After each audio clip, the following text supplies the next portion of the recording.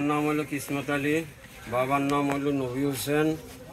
আমার জন্মস্থান জায়গা নৌমাটি, আসাম। 1963 মধ্যে জন্ম। আমি পাসেন্দার আসামের, ইন্ডিয়ার।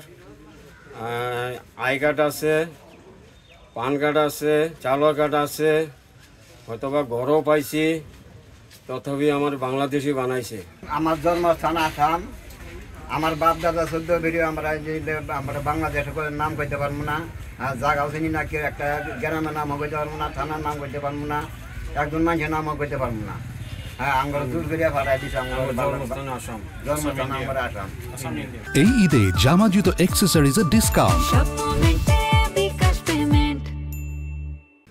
আরও আমি 2 বছর আমি জেলও খাটছি। আরও জেল খাটার পিছতেও আমার বাংলাদেশে পাঠাইছে।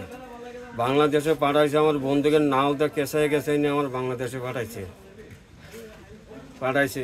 তো এইগুলো মানে বহুতগুলো মানে আসামে মানে মুসলমানের উপরে বহুতগুলো অত্যাচার করতেছে।